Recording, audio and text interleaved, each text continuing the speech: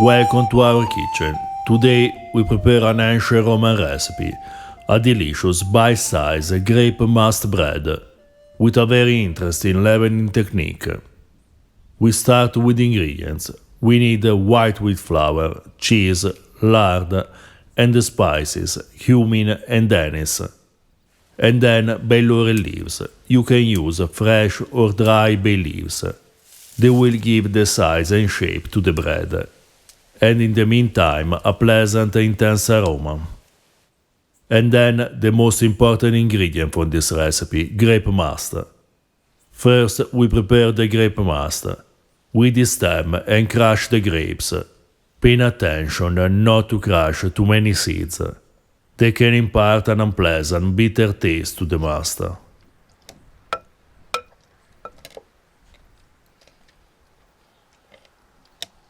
Ancient Romans used frequently the yeast present on the grape's skin to leaven bread. They also preserve it to use it throughout the year. Today we'll use fresh must, but in the next weeks we'll show you how to make ancient Roman dry yeast.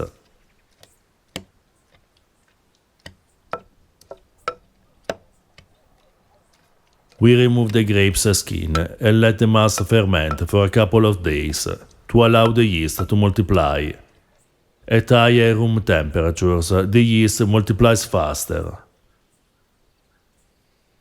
After 2 days, we are ready to prepare the bread. First, we grind in the mortar cumin and anise.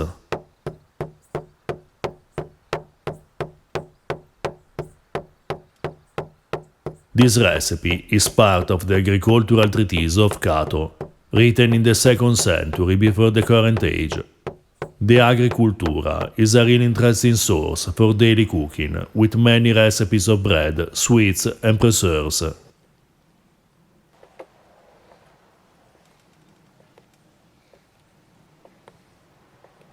Then we pound in the mortar the cheese.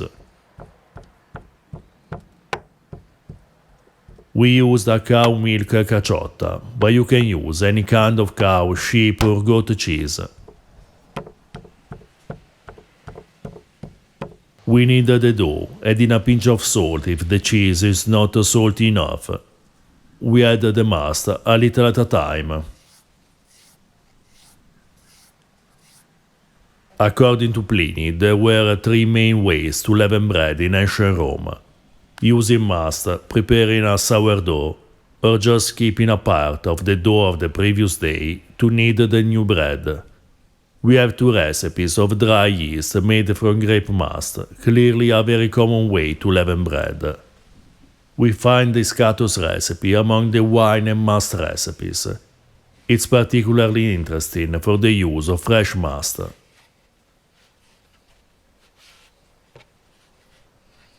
The Latin word mustacei, the name of this kind of bread, had a long history throughout the centuries, crossing the Middle Ages and Renaissance to reach today.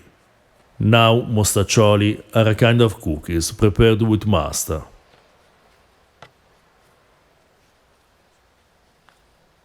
Then we let the dough rise.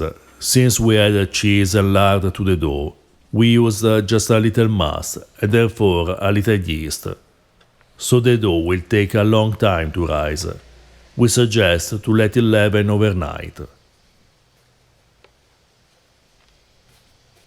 When the dough has risen, we shape little bread rolls and place them on the bay laurel leaves and let them rest for at least half an hour. Shape the bread about the size of the leaves, remembering that during the cooking it will rise a little more.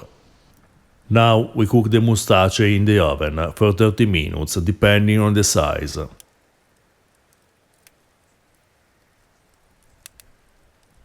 When they're cooked, we remove them from the oven and serve still hot with a pork stew, or more simply with a plate of fava beans. You find these recipes at the end of this video. This bread keeps well for a couple of days. We suggest storing the mustacei well covered, not removing the bay leaves to preserve their aroma.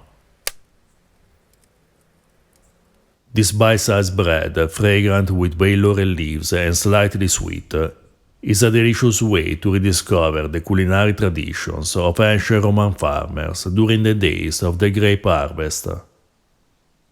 If you're interested in ancient foods and flavors, or you're just looking for unusual and delicious recipes, please subscribe our channel.